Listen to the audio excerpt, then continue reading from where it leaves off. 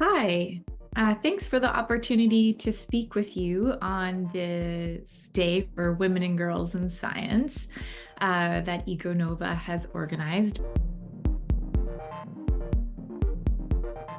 My name is Ellen Field, and I'm an assistant professor in the Faculty of Education at Lakehead University. I do research into practice and policy of environmental and climate change education in the K-12 education system. And so a lot of what I do is I benchmark policy and practice to try to improve how schools are responding to the climate crisis and think about how, as teachers and educators and policymakers, we can help young people, take action, learn the skills and capacities to address the climate crisis, but also to around their well-being. So thinking about the real lived experience of what it means to grow up in a changing climate and how that changing climate and those impacts will affect futures, and how our education systems can be responsive to that, but also be supportive. So thinking about how can schools provide mental health supports for young people around eco-anxiety.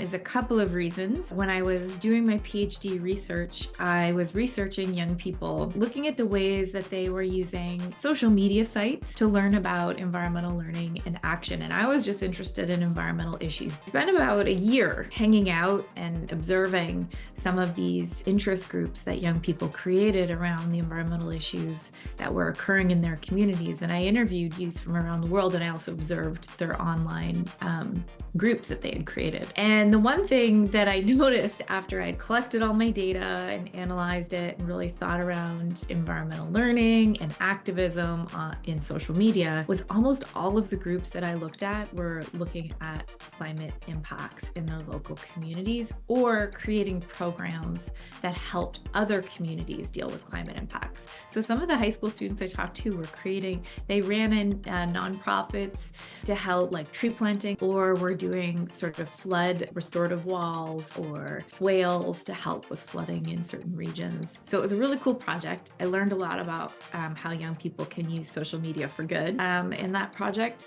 And it led me to really think about, because many of those students said, well, I do all of this work, and these were students from around the world, but I don't actually share that with my teacher. I saw this real disconnect between some of the ways that young people learn about environmental issues through social media or take action through social media in positive ways, the way that school was not teaching it. In fairness, the youth that I interviewed from Canada, ones in my sample that their teachers knew the most about what their interests. So I think in Canada, we do tend to have teachers who are responsive and interested in where young people are at on this issue.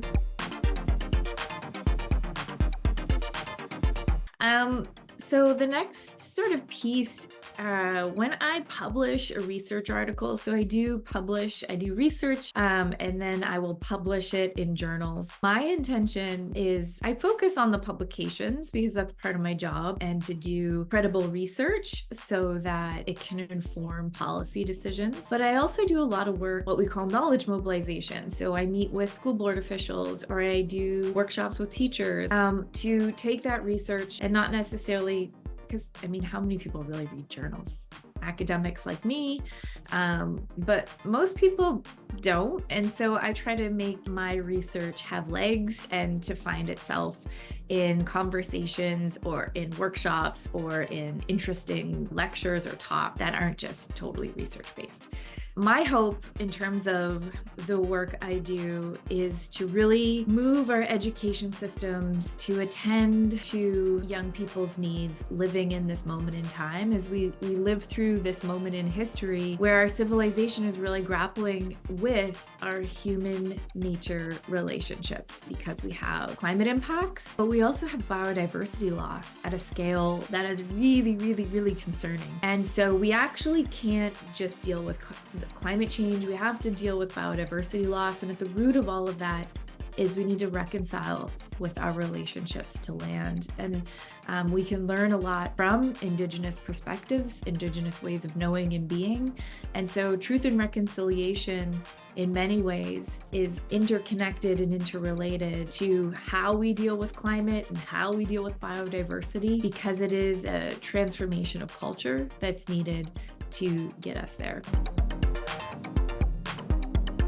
It is a great time to move into research. I work with a lot of women researchers. Follow what brings you joy, I think, is also what I would say. It's a long road if you want to do, an undergraduate, a master's degree, and then a PhD degree. It's a long road, and I would say follow your heart. It's a very long road if you choose academia, and you need to have joy that gets you through that pathway.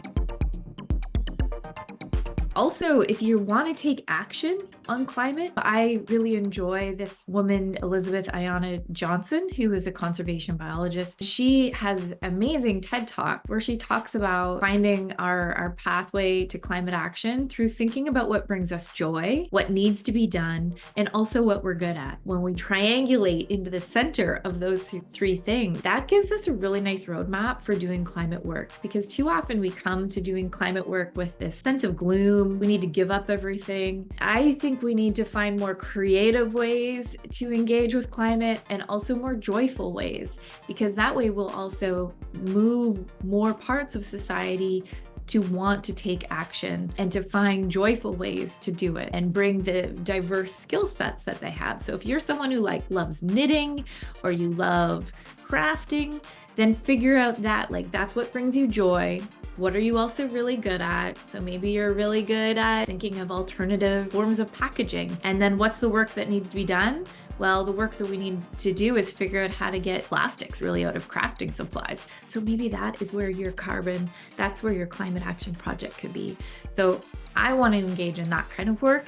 And I really think that that's where our education system should also move, is finding ways that we can engage creatively, joyfully in climate work. Hey, thanks so much for the opportunity to speak to you, and I hope you have a great, creative, joyful day.